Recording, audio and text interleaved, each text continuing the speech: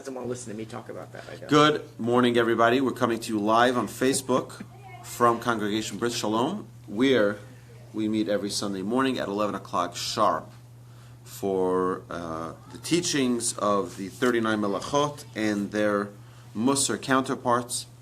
But before we begin that, we're going to discuss the way 33, way number 33, because last night we counted Lag.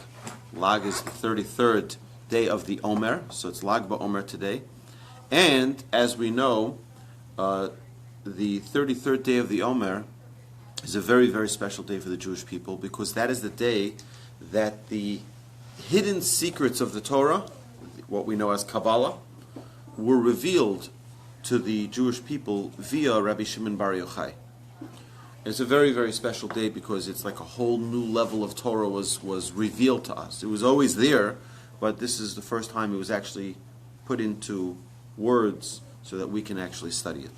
And I highly recommend that anyone interested in the study of Kabbalah, go to Rabbi Yaakov Cohen, at the Torch Center on Sunday nights, and on Wednesday nights, and on Thursday afternoons.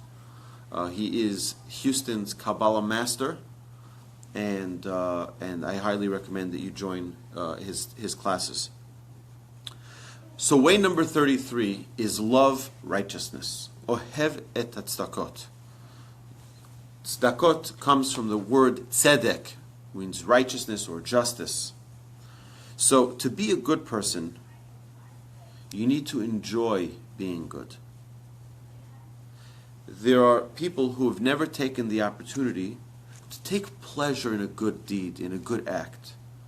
You have to stop. When you do a good deed, just stop for a second and enjoy. Enjoy the moment. I went out of my way to go help someone. Just stop for a second. You know something? That was a selfless act. I didn't do it for honor. I didn't do it for recognition. I did it just because it's the right thing to do. Let me just take a second to enjoy it.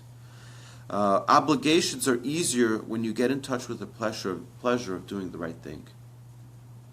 If you're doing the act anyway, you might as well find pleasure. It's the right thing to do. Enjoy it. You know, just regular menial tasks can find so much more enjoyment, so much more pleasure when you realize, you know something, I'm doing the right thing now. Let me enjoy doing the right thing. Yeah, so you know what? Doing carpool isn't the most glamorous, way to spend your afternoon. But you know what? It's the right thing to do. Enjoy it. You might as well. You're doing it anyway. But there's another way to understand tzedakot. It's not only righteousness, but tzedakot means also charity. We know tzedakah, the word tzedakah means charity. And it is very important for us to enjoy giving. I want to add that element. It's a pleasure to be able to be the giver versus to be the recipient. And think about that for a second. To have the opportunity to be the giver and not the recipient of charity. You know, I'll share with you my own personal story. Back in my own yeshiva days, I was talking about this topic. Among my friends, we had a little group. We'd get together and we'd study these Musar concepts, Musar ideas. And the idea of chesed, of kindness, of giving, to be a noten, which, by the way, noten in Hebrew is a palindrome, right?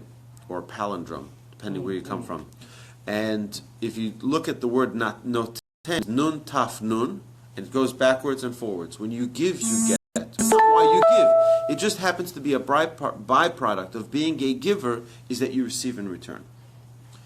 So I remember I was talking about this, and I said, you know something, I'm a hypocrite. I'm a hypocrite.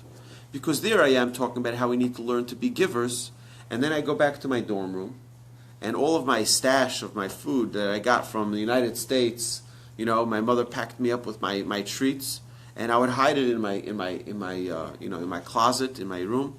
Nobody's looking, nobody's around. I would enjoy some, and then that's it. I said that, but that's not right. I have to learn how to be a giver. So I set myself a rule.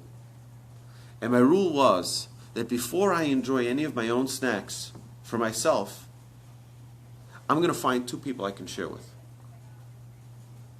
and otherwise I can't eat my own treats. So I'd go out to the hallway. I'd find two guys. I'm like, hey, can you come here a second? They're like, what do you want? I'm like, just come here a second. And they'd come into the room. I'd say, here you go. I said, I have some great treats my mother sent me from America. I was learning in Israel at the time. Right? I said, here, please enjoy. I'm like, yo, are you kidding? Like, it's fantastic, right? And what happened is that very, very shortly, it turned around my entire experience of giving. Wasn't that I'm not going to have, there's nothing going to be left for me, all these fears that people have. It turned it all around to like, I love to give. It became a joy to give. It became a pleasurable experience, and now I'm just looking for an opportunity. How can I give? Now, this turned out to be a very, very important task for me, specifically as an individual, because that wasn't one of my strong suits in my midot, in my character traits. And this really was an exercise that, working on it on a regular basis, and every time, it's like, think about it. Before I take a dish, I have to start thinking, you know what? Maybe the people around me want this as well. Let me give it to them first. I'm waiting online. Maybe I can let two people in before me. Just to learn to be a giver. Let someone else enjoy before I enjoy. Now, that's an exercise that worked for me. It may work for other people. But the idea here is love being a giver. And it's a special, you know what? You have the opportunity to give to a charity, even your favorite charity. Take a second to enjoy it. Take a second to enjoy, wow, I am so lucky that I am able to be the giver. Right? Okay, so with that, my friends, we got some work to do. Way number 33, a beautiful Lag BaOmer to everyone, and looking forward to sharing with you way number 34, which is Ohevet HaMesharim, love the straight road.